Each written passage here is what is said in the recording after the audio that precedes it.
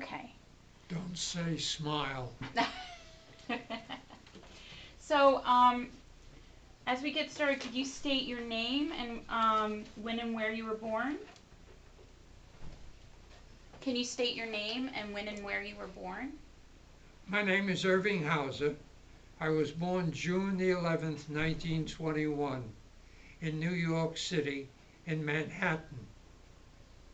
If you want to be precise, You can be as precise as you want. 1412 Madison Avenue, New Okay. York City, New York. My mother told me that many times.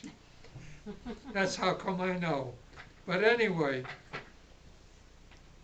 What was your life like before you joined the military? I can't say it was any different than any other young boy at that time. Uh, I went to school. Did you have brothers and sisters? Any brothers or sisters? Yes, I have a brother and an older brother and an older sister, and I'm the youngest of all the children. Did anybody else in your family get involved in the military? No, Why did you? pardon? Why did you get involved in the military? I didn't. Oh well, I shouldn't say I didn't get involved. I enlisted in the military merely because I hate to say it's the thing to do, but the Germans were massacring, killing millions of people, innocent people, in my own race and religion. And they asked me, what can you do? I said, the only thing I can do is join the army and do whatever I can. And that's all I did. Who asked you? A recruiter? Huh? Who did you have that conversation with? A recruiter, or who asked you what you can do? No, I had that conversation with my parents. Oh, My father was nonplussed, yes or no. My mother cried. She was against it. And I said, Mom, that's the only thing I can do because they can't take my older brother.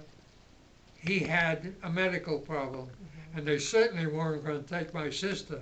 mm-hmm. So they said, he's the only one eligible to go to the military at that time. And that's the reason why I went, because I was the only one eligible. Were your grandparents from Europe? No, Did you lose any family in the war? no.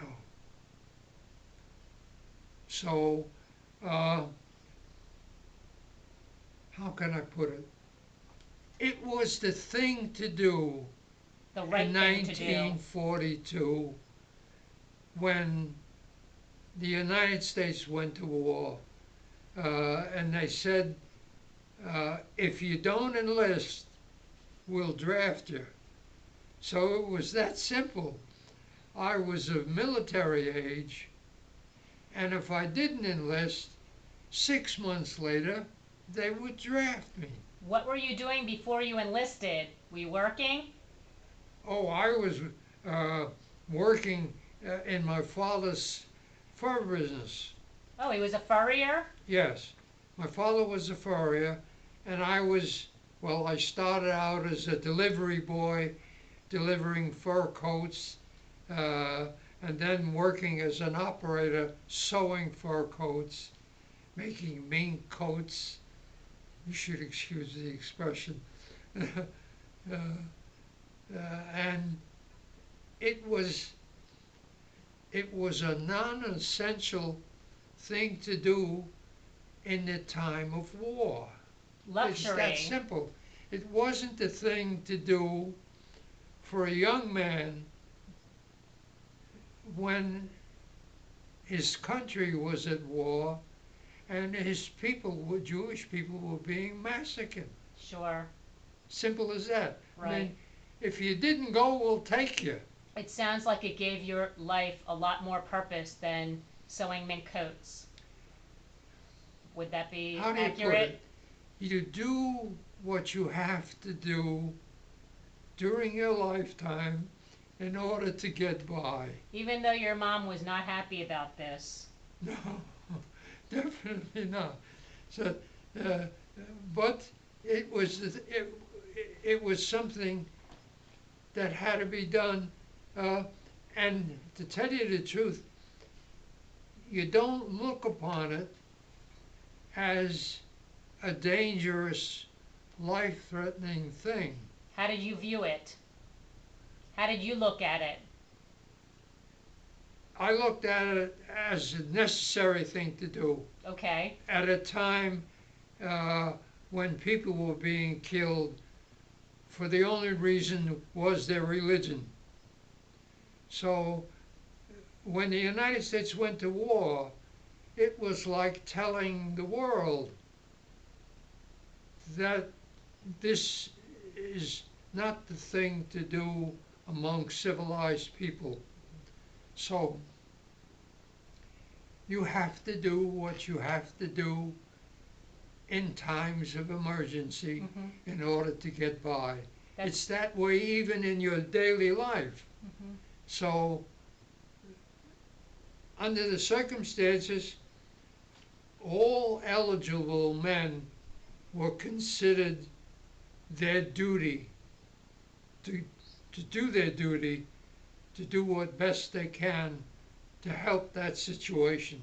That's all. You really demonstrated leadership at a very young age, that you had that ability to understand it, because not everybody does. So we tip our hats to you.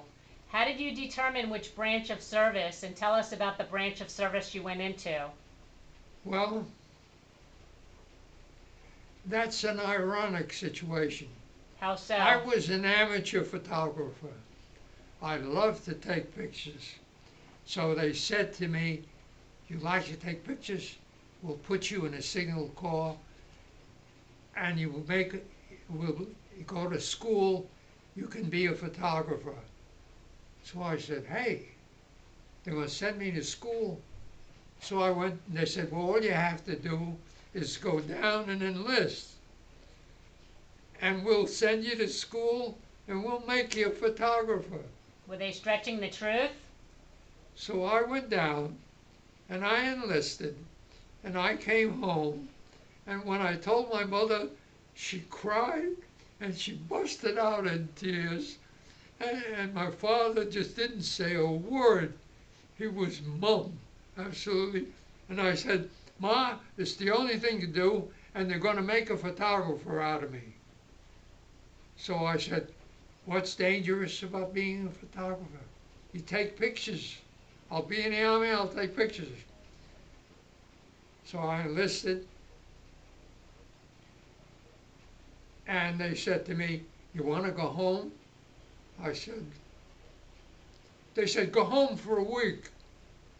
They sent me home for a week after I enlisted, and my mother busted out in tears when I came home after I said goodbye, and she said, "See, I told you they wouldn't take you." She says, "I told you they don't want you." So I said, "What are you talking about? They sent me home for a week."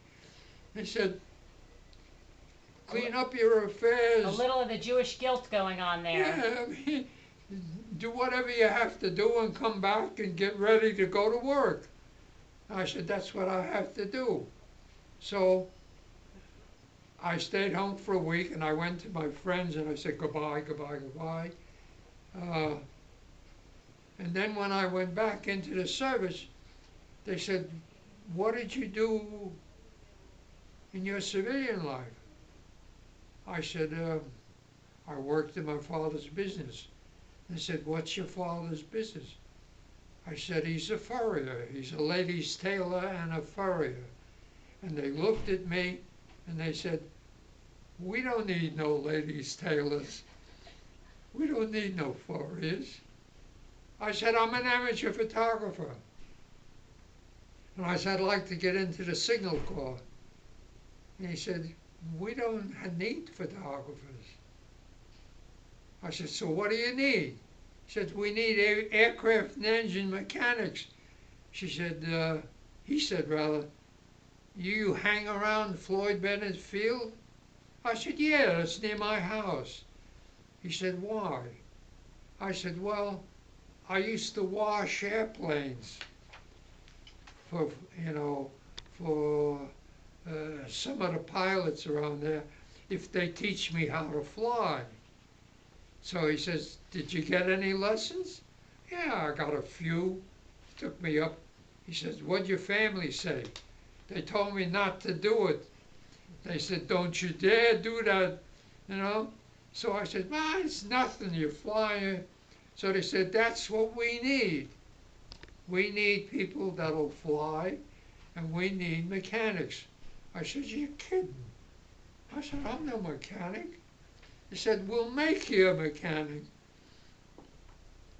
That's what they did. So that They ended sent your me- photography career and began your airplane mechanic career? They sent me to aircraft and engine mechanic field at Chanote Field in Rantoul, Illinois. And that's what I did in the Army. From the day I got out of the Rantoul till the day they sent me home. I was an aircraft and engine mechanic, and I used to fly on plane and engine tests. When a plane is ready for service, military or civilian, you have to take it up for what's called a plane and engine test. Take it up and you fly around for about 10-15 minutes, and you do a few little loops in this. And if everything is as we say, A-OK, you write it up, and that's it. So that's what I did. And after a while, I was at Wright Field at Dayton, Ohio, a couple of years. I said, hey, this is really the thing. I mean, I'll be at Wright Field, and what's dangerous in Wright Field? It's a long way from Europe. So then all of a sudden they came to me and they said, we need people out in service. I said, well, what do you mean by service? He said, well, we'll send you to Guam. We need people in the Pacific. So they sent me to Guam. What was that like? I was flying in B-17s and B-29s as an aircraft and engine mechanic. We did a few aerial surveillance missions, but most of the missions that we did were plane and engine tests, which is what we did principally. It was our job to see that B-17s and B-29s were in flying condition to go for missions over Japan. And that's what we did. We serviced and we readied B-29s and B-17s for their bombing missions over Japan. Wow, that's incredible. So that's what they call frontline service. But nobody ever shot at me, and I never shot at anybody. I mean, it was strictly an aircraft and engine mechanic's job. In your estimation, did you test and service hundreds or thousands of planes? Yeah. How many, hundreds or thousands? Well, it's hard to say. Did you do multiple tests per day, or would you focus on one aircraft per day? Yeah. You see, first of all, you worked day and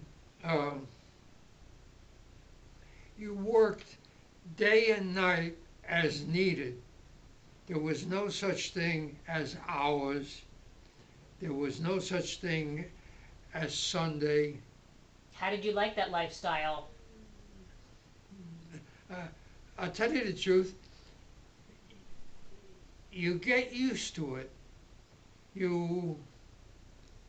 you have nothing else to do. Uh, you can't sit around the barracks. There's no place to go. On Guam and Saipan, there's nothing there but military installations. What was it like? Do you recall the weather or the culture or anything? What was it like to what? What was Guam like? On Guam? Yeah, what was the life, the weather like, the people? Do you have any memories of that? You had absolutely nothing to do with the natives. And I mean that is absolutely nothing. Those were your orders? You weren't allowed to communicate with them? The military frowned upon fraternization with the natives, especially with the women, because here you are, 20, 21 years old, and there are girls, and what do you think about? You think about girls. What does any uh, normal boy think about at 20 and 21? Girls. And they didn't like that because You were get focused into on your trouble. mission, Yeah. your responsibility? And incidentally, the problem was, believe it or not, venereal disease, which was the problem in the military on Guam among men that fraternized and socialized with women. Not everybody came down with syphilis and gonorrhea, but a considerable amount of men did, and they frowned upon that. So the only thing they emphasized in